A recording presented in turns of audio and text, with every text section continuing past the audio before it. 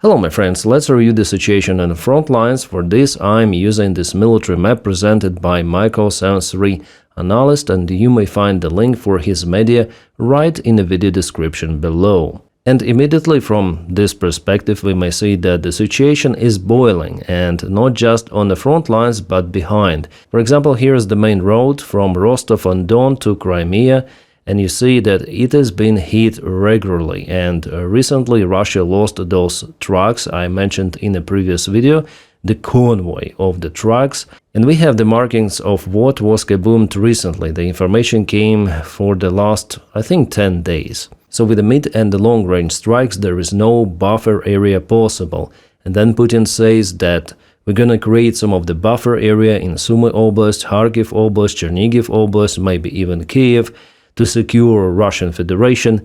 Well, Ukrainian drones already fly for thousands of kilometers, so there is no sense in a buffer area, and Putin with those buffer area talks is just looking for excuses to continue the special military operation in the regions which are not officially put in the Russian constitution, like for example Donetsk Oblast, Zaporizhia, Kherson. He wants to continue military action in Kharkiv, for example, as well, and to justify those, he calls it creation a buffer zone. Also from this perspective we see who has the advantage in some of the directions, who uses more of the drones.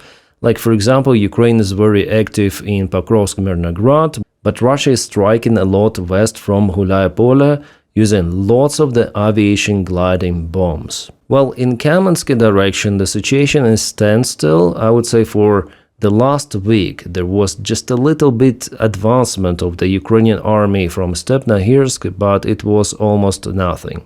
In this spot Ukraine has an upper hand, but in Kharkiv Russia recently collapsed one of the bridges, which was very important for logistics. Well, the bridge is no-go, but there is the ground road. It goes in parallel, so it's not completely cut for supplies, but it makes those more difficult. But Kharkiv as well as Mala-Tokmachka are still under Ukrainian control. My friends, just a short reminder, but it is very important. Don't forget to press like to this video and also subscribe to the channel. We're on our way to reach 1 million subscribers, hopefully very soon. And guys, if you have this opportunity, you may support me on Patreon or join membership of YouTube channel by pressing button join. Thank you guys, you are making this content possible. You're just amazing. And let's continue with the video. But Russia tries to move in Gulaya direction westbound. They try to hurt Ukrainian logistics, and there is the main road. It then goes to Kharkiv from this Novomykolaivka settlement, which is also the hub for Ukrainian supplies, as well as the small settlements here. So Russia wants to just dismantle Ukrainian positions with aviation gliding bombs, and there is no antidote against those strikes, unfortunately, or dig very deep underground. However, Russia may drop very heavy bombs. And you might see the extension of the gray zone here, so Russia gradually moves forward with the infiltration attacks. Since February, Ukraine tried to counterattack from this direction to cut the supply road for the Russian army. It was partially successful, but Russia, I would say, has an advantage here. At the same time, in this northern area, Ukraine regained the control over lots of the territories before and also expanded the gray zone. So here in this particular spot, Russia cannot move forward for now. And also there are some of the losses even for the Russian army. A tank. Yeah, definitely it was the Russian tank. It was kaboomed in one of the forest lines. And let's move towards the northern part. Here Ukraine has an advantage. I would say the battle for Kamar is imminent. It's going to happen this autumn because Ukraine moves ahead. Just recently Ukraine put Pidubna into the gray zone as well as Grushkivska. Here it is important for Ukraine to cross the river and to counterattack Kamar from two of the directions, from the northern side and also from Mirna. The battle now is ongoing for Mirna, by the way. And Russia went with some of the attack, which was already geolocated.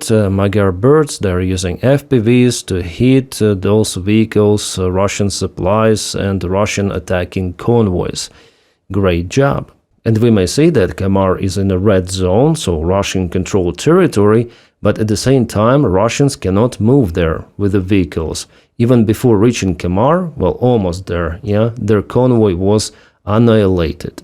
Now remember how Russian soldiers were happy that they occupied, for example, Avdiivka, very close to Donetsk, by the way, saying that, oh, Ukrainian soldiers are being pushed away, so Donetsk is safe. But now Ukrainian drones are reaching far behind Donetsk. The war is changing and the distance doesn't matter that much. For example, Russians also have losses near Kruty Yar. Actually, it was a convoy of the vehicles. Something unusual. Usually Russians move now with 1-2 vehicles, but here it was a convoy. So a column of BMP's cars and trucks near Novokhodivka, Donetsk region. Interesting, and it's the 1st of August, I would say relatively a fresh video published. And by the way, this is Pokrovsk and Mirnograd direction, so Russia occupied Pokrovsk, but far away, quite far away from Pokrovsk, they have losses. So we may color this entire region into the gray zone if Russians cannot move their forces normally. This actual front line, it is not real, like you may see it on a military map, but the actual situation is boiling, like it's all kill zone, drone zone, gray zone. You know how the real front line may look like? Well, this kind of. So Russia keeps control over those ruined buildings and basements, and they have some of the roads here to the hub, like for example in Donetsk they have hub, and they move through those roads, and then they accumulate their forces and try to go to Shakhova, for example, as it was recently with the convoy. This is the real situation. And if they're on open fields, it's not possible for them to move there, almost not possible, yeah? So everything is droned, drones are flying everywhere, which means that the only places where Russian soldiers or Ukrainian soldiers may stay are in those villages or cities or towns. From Ukrainian side, it's basically the same. And let's go to Konstantinivka. The situation there is changing, I would say. Russia has expanded the gray zone towards Molocharka and even more to Stinky. Well, I guess that this year Russia may occupy Konstantinivka, but speaking about the entire Iron Belt, not really. And there are some of the losses for Ukrainian side. It's Ukrainian BMP that was hit in this area, but video shows that it was stopped and the crew survived. But of course, later on, Russians finished this vehicle. You see the doors are open. It means that crew is gone. Well, it is not the only loss for Ukrainian army in this Iron Belt direction. Also, you may see several of the vehicles were hit on the way to Mykolaiv. I guess our guys tried to deliver some of the supplies or something, but yeah, 2 more vehicles were hunted by the Russian drones, and it is visible with a confirmation on the Russian channels. Well, at the same place, Russians also have losses. This time Ukrainian channels are telling about it. There is the Russian UGV motorcycle, some of the infantry personnel as well, and Dolya drone group posted the video about it. And about BMP symbol, I'm not sure why is it out there. I mean this one, because in a video it was no BMP. And also, again, Russia is bombing some of the infrastructure, and they cancelled one of the very important bridges, which Ukraine used for supplies, the bridge from Slavyansk. It was really important. I would say it was the main bridge, so it was here, and now Ukraine has to bypass via Snezhivka, still supplying some of the forces and munition to those smaller villages where Ukrainian infantry is still trying to repel Russian attacks. But overall, the situation in Kramatorsk-Slaviansk direction is not that great. I see that Ukrainian defense is way weaker here, compared, for example, to Pokrovsk and Mirnograd direction. We may call it already Drapatyi direction. There Russians just cannot move, as well as in Konstantinivka, by the way. But here, after occupation of Siversk, Russia gradually moves ahead with the small infiltration attacks, and just recently there were more infiltrations. They expand the territorial gains little by little, but they're very close already to Kramatorsk, not more than 10 kilometers. So I just hope that the new Ukrainian General Commander Drapatyi will put attention to this very important direction. Well, in Liman, the situation is plus-minus okay for Ukraine. There was the counterattack of Ukrainian army inside the city, and also Ukraine continued to push in the northern part. The fight, from what we know, is ongoing for Zelena Dolina. So far, the drone fight from the Ukrainian side, constantly Ukraine sends the drones here, and later on I guess the Ukrainian army may try to take it, because it is very important to cut this Russian hump. Because if Russians reinforce this direction, they may cut Ukrainian supplies in Drapatyi, and that will be the end for Liman. And guys, in general about the Ukrainian counterattack operations, I think that Ukraine will slow down them and will go more to defense. Because General Drapatyi already reforms the Ukrainian army. For example, Skilla Brigade doesn't have priority any longer to receive the conscripts, mobilized soldiers, basically all of the army personnel for attacking missions. They were just mid-grading Ukrainian army in some of the questionable counterattacks, which are being done without any tactical reason, just maybe to show the videos, as Russians do, with the flags, and in many of the occasions those failed. So the priority of the Ukraine is changing. Now there will be no show-off attacks, PR attacks, and Ukraine will stay mostly in defense. And this is where Ukraine is the most successful. And also it might help Ukrainian army to minimize the losses, because in defense those are minimum. Alright, this northern part of the Kharkiv region, it is also boiling. Russia sent some of the reinforcements, they use aviation gliding bomb strikes, they cause some of the losses for Ukraine, but also they lose their, for example, artillery systems. Clement Molin published the information about the Russian attack attempts, saying that definitely they reinforce their army here. In recent weeks, Russian forces made progress in the Kharkiv front along the border with Ukraine. Supported by significant aerial preparation, including hundreds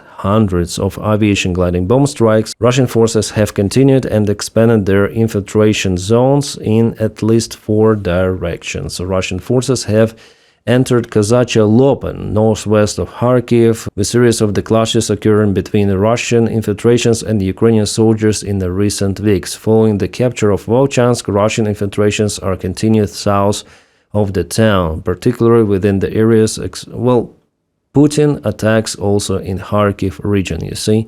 Further east, Russian forces are crossing the border, infiltrating the forests, and then attempting to cross same river while pushing southward. Finally, Russian infiltrations are continuing further east, over here. I believe that in this sector, the 11th Army Corps and 6th Combined Russian Army are executing a maneuver to widen the buffer zone along the border.